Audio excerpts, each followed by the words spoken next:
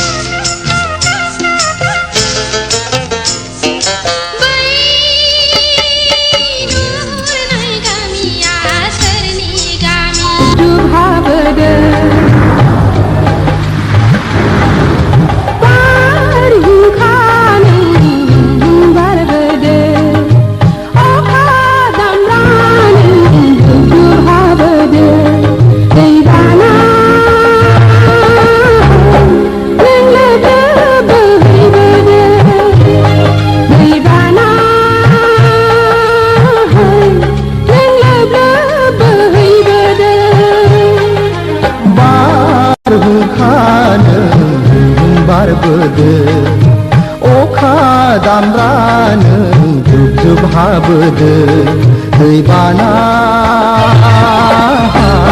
नों लोब लोब बोहैबोदो दैबाना नों लोब लोब बोहैबोदो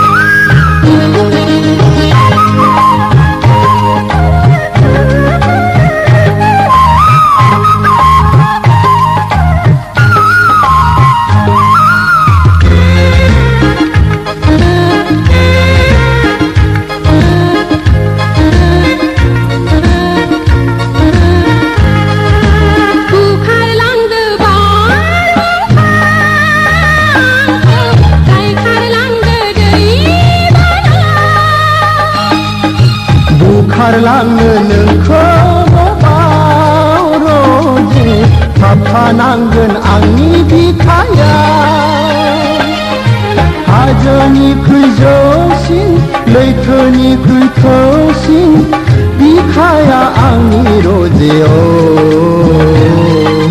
गोसो आंनि गोसो आंनि गोसो आंनि सुदेम मिलौदो बारहुंखानो बारबोदो अखा दामब्रानो जुब जुब हाबोदो दैबाना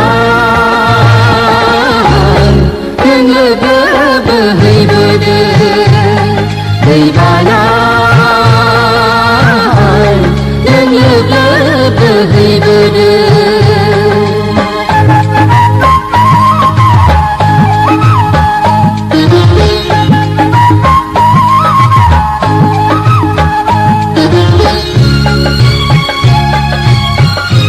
सनितपुर जिल्ला आरो बिश्वनाथ जिल्लानि जोंनि जा एफआरसि कमिटि फरेस्ट राइट कमिटि आरो जोंनि जा माहारियारि आफादफोर बे आफादफोरजों सावरायलायनानै हानि जेंनाखौ खोब खम समनि गेजेरावनो जोंनि बिटिसि सरकारनिफ्राय एडमिनिस्ट्रेशन पावारखौ होनाय लोगो लोगोनो जों फोजोबनो नागिरदों जायफ्रा सरकारि हाखौ नर्म्स बायदियै दखल खालामनानै दङ बिथांमोननो जोङो 1000 रां प्रिमियाम लानायनि गेजेरजोंनो जोङो दिनै सेटलमेन्ट लानायनि थाखाय थांनाय 2 जुलाइनि इसि मिटिंआव थिरांथा लानाय जायो जोंनि मिडिया लोगो नोंथांमोननिसिम हामलायथि बावबाय जे दिनै जोंनि सरकारा मानव गेदेर प्रमद बर' सारनि दैदेननायाव थांनाय 4 जुलाइ खालि जोङो हा बिफानखौ लानानै माखासे सोदांनाय लाबोदों जाय सोदांनायनि गेजेरजों बिटिसि हालामाव थानाय साफ्रोमबो मानसिनि मोनफ्रोमबो जातिनि हानि जेंनाखौ फोजोबनो थाखाय जोङो दिनै जानजि खाफ्रादों।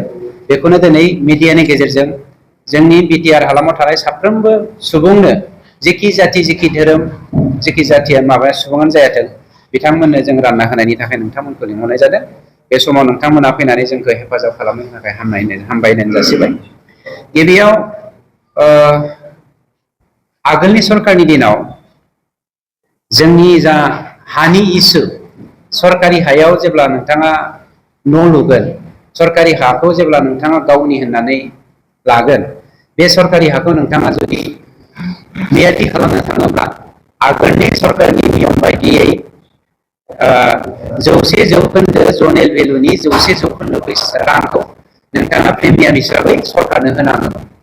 जुदि नोंथांनि हाया गामि ओनसोलाव बिगासेयाव 4 लाखब्ला जनेल भेलुआ ट्राइबेल एससि एसटि एससि आरो बै बिसाय थैजानायफोर आरो सोलेरारि बिथिङाव नोरजियाफोर दिसेबोल सुबुंफोरनि थाखाय 75% थामहिनबा 4 लाखआव 3 लाख होनो गोनां जायोमोन।